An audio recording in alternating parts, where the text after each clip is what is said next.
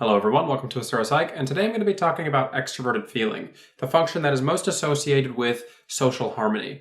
And today I specifically want to talk about the contrast between underdeveloped and unhealthy extroverted feeling and healthy and developed extroverted feeling. Let's get into it.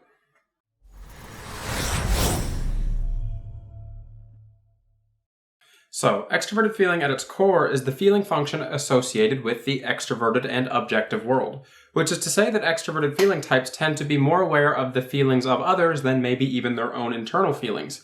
They're going to be noticing the social harmony and the values of others, the emotional level of the room, more than they notice their own internal level of emotional stability. And this is going to be very important to them. They're going to highly value the emotional stability and harmony of the group of people they're with or the situation they're in. So it's going to be very important for extroverted feeling types to kind of almost manage this. They're going to be the types who want to make sure that everyone is feeling good in any given situation. This social harmony that extroverted feeling types notice and value is also going to essentially be how they are feeling. They're going to feel the emotional level of those around them and those that are important to them. So take, for example, an extroverted feeling type is with a group of friends and that group of friends is all feeling bad that day.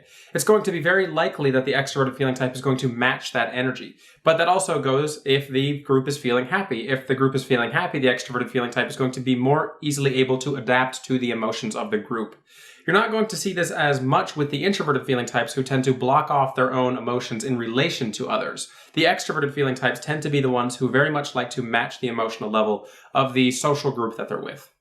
This ability to adapt and match to these social levels and emotional levels of those around them is going to be very useful for the extroverted feeling types. But one of the problems that arises with extroverted feeling in its underdeveloped states is when the person is unable to control how much they're adapting to the emotional situation that they are in, which is to say that they're unable to actually distance themselves from any negative emotions that they feel like they must interact with or that they must kind of manage. So this is why you often see that the extroverted feeling types tend to kind of have that energy where they want to fix people or their problems because they feel like they have to. It's an inner must to them. It's very important for them to make other people feel like they are good and raise that social and emotional level of the kind of room. So this isn't going to be something that's going to be easy for many extroverted feeling types, especially during their early stages in life. They're going to have to really think about how they're going to distance themselves from the problems that they are interacting with and realize that they don't have to take everything on their own shoulders. This is essentially the hero's journey for the extroverted feeling top two types, recognizing that their own individual needs sometimes need to outweigh the needs of others who are in pain or are hurting emotionally. The extroverted feeling types need to recognize that they can't latch themselves onto every situation or person who's having a hard time and take on their emotional burden. They have to be willing to separate themselves sometimes.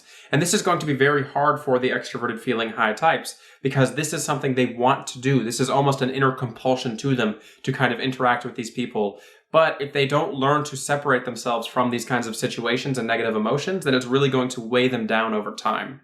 Another kind of large problem that stems from this is going to be the idea of unconditional support and love that extroverted feeling types tend to give to those who are close to them, even if those people don't really deserve it.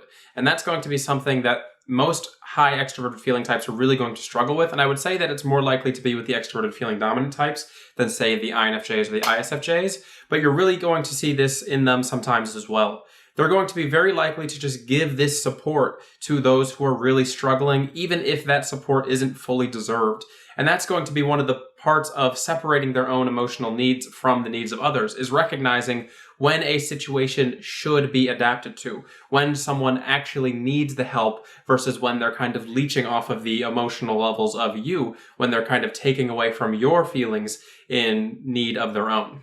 This is especially going to be a problem for extroverted feeling types when they come across people who don't have the capacity or even desire to fix their own problems and raise their own emotional level, even with support from others. Because the extroverted feeling type is going to give this unconditional love and support to this person, but their emotional level is never going to change, which isn't going to allow the extroverted feeling type to feel good, because it's important for them to make sure everyone else is feeling good. And if they can't make someone else feel good, if they can't raise that emotional level to a stable place, then the extroverted feeling type themselves isn't going to be able to feel good themselves. And this isn't necessarily going to be either party's fault, because sometimes this person over here isn't at a place in their life where they can feel better.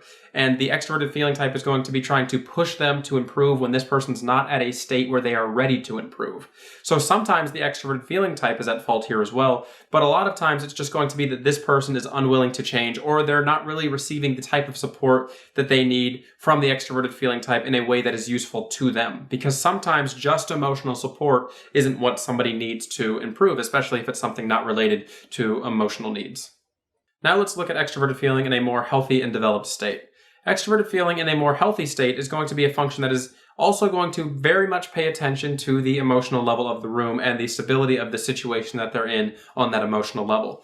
The difference, though, is that the extroverted feeling type who is developed is going to be able to recognize that it's not entirely their responsibility to take on all of these emotional burdens. They're going to say, some of this is also your responsibility, and here's what I've noticed, and here's how I can help and support you in that process. But some of this is also going to be on you.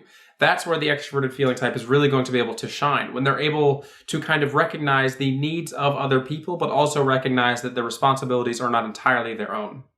One of the really great strengths of healthy extroverted feeling is going to be able to bring people together and kind of mediate situations. Because extroverted feeling types, specifically top two extroverted feeling types, are going to be the best types at really recognizing what a situation needs to calm down. If two people are having an argument, an extroverted feeling type who is developed is going to be very good at maybe saying, hey, calm down, let's really stop and think about this for a second. How can we both come out of this with a better outcome? How can we make this work between all of us who are involved in this situation?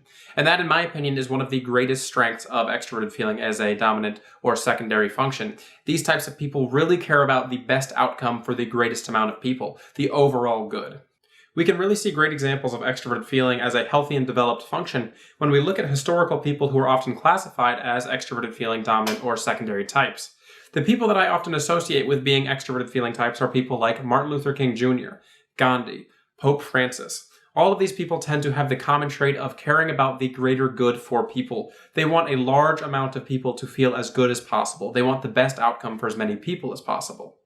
How these traits present themselves is really going to depend on whether or not extroverted feeling is the dominant or secondary function in the extroverted feeling preferred types. But it's also going to depend on whether they have introverted sensing or introverted intuition as the perceiving function that is supporting extroverted feeling. So if we look at extroverted feeling types who have secondary or even primary introverted intuition supporting their extroverted feeling, you're going to see that they tend to be more so focused on the abstract ideas and concepts related to making people feel better. Say, for example, again, we look at somebody like Gandhi or Martin Luther King Jr. They're going to be people who are fighting for a cause that is going to make everyone feel better overall over time. Whereas if you look at the SFJs of the world, they tend to be more individual and small-scale focused. They tend to place a lot of value in things like their family, because they are going to be interacting with the world in this very direct way. So their friends, family, and immediate social group are going to usually be the most important things to them. It's also important to remember that when we're discussing extroverted feeling, we need to talk about the types who have extroverted feeling in their bottom two functions in their function stack, types like INTPs and ESTPs.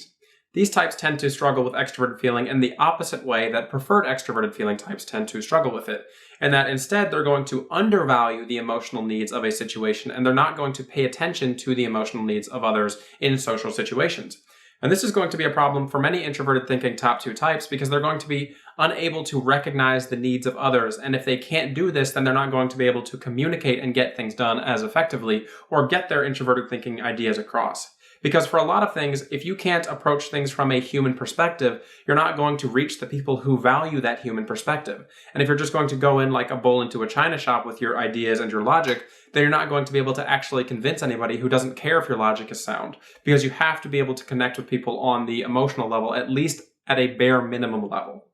What introverted thinking top two types can do to attempt to overcome this and develop this extroverted feeling within themselves is at the very least become consciously aware of the extroverted feeling need. It may not be something that's ever going to be natural to, say, an ENTP or an INTP, but it is something that they can become consciously aware of. They can recognize that the situation needs an extroverted feeling approach, that if they can't connect with people on that human level, that they're not going to be able to get their idea across.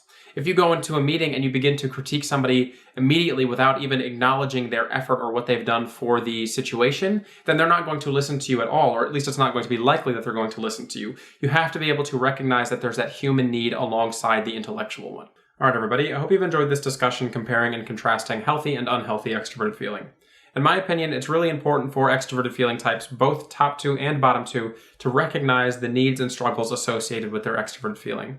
It's really important for top 2 extroverted feeling types to recognize when they need to step back from a situation, and it's also really important for bottom 2 extroverted feeling types to recognize that sometimes a situation needs a little bit more of that human approach. I would like to remind everybody that I do have personality typing sessions available at my website, asurapsych.com, if you're interested in working with me to find out what your personality type is and what that means for you. This has been Asura at Asura Psych. Have a good one.